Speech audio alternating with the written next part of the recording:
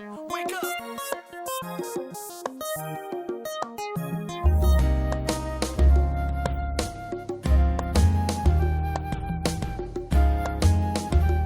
What's going on, everybody? Welcome back to Married to Film. I'm Ralph and this is Shamanda. Hey.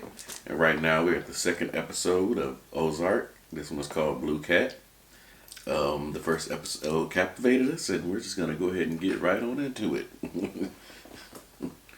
So when did the Marriott become such a stretch? Well, your father, he's just saying that we have to prioritize our spending. That's all, Charlotte. That's all. He's not saying anything. So today, while your mom is buying us a new house, you two are to plant yourselves here. That is your job. Everything we have of value is in that room. Really? Yeah. You're not going to be honest with us, either of you? What are we doing here? Enough already, Christ! Sorry, man. We're just finishing up breakfast. Thank you. No one goes in that room whose last name is not Bird. Understood? Just nod. Yeah. Thank you. Shall we? Maybe I should get a job. I don't think so, Wendy. $7.50 an hour is not really going to put a dent in our problem. Oh, come on. I have a master's degree. That you haven't used since Charlotte was born. So? So? What's our story for the kids? What do you mean? Well, they see this polite dance that we're doing in front of them. They hear the constant edge in your voice. Well, we could tell them the truth, Wendy. How would that be? Oh, you know what, Marty? Before you get too comfortable up there on your cross and have your pity party, let me just jog your memory for a minute. There was an innocent man who was murdered. He was a good man. He only did good things in this world, not like Bruce. Gary was a father. He had 2 grown sons. He was thrown off his balcony. For what?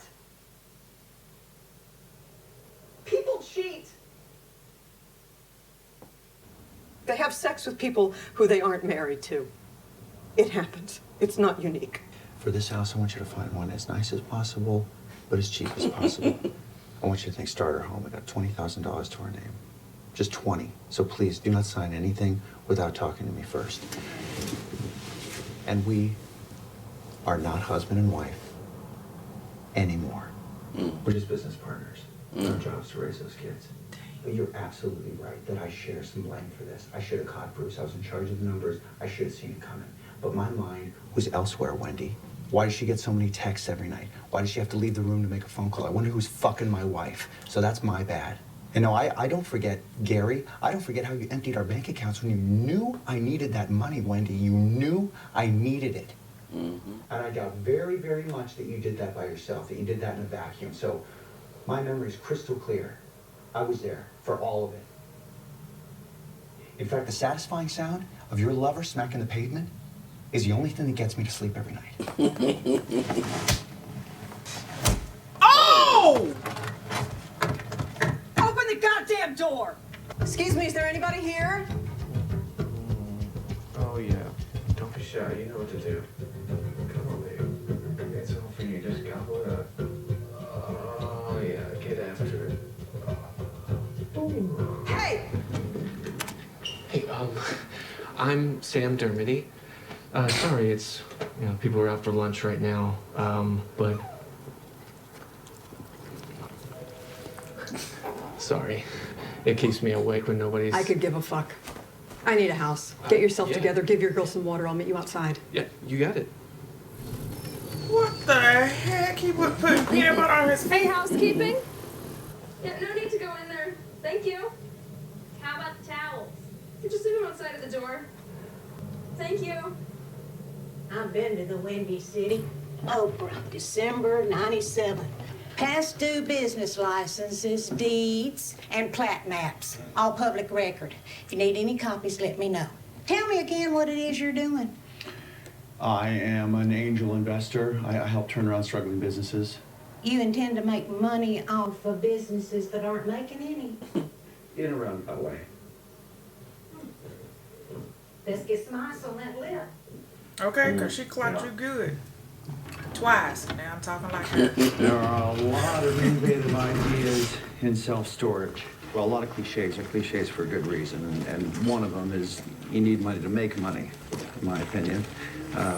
And I could be that money. You would get to hold on to 100% ownership Well, I would control the finances, the accounting, investment oversight, stuff like that. I would get to recoup 100% of my investment. I'd get 2.5% of the net profits.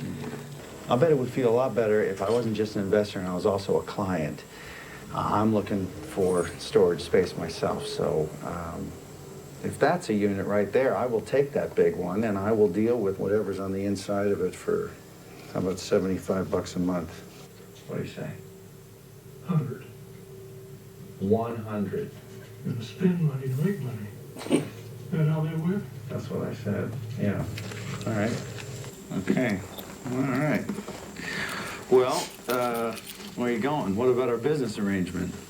No arrangement. You rented storage for me. End of story. Oh, come on now. Your operating costs are fixed, sir. We could invest in stackable storage and refrigerated units. I'm an old dog. New tricks don't appeal to me. Rent's due on the first, Skipper.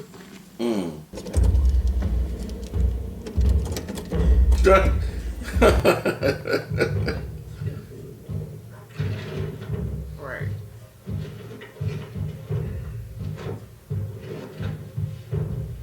She gave him 48 hours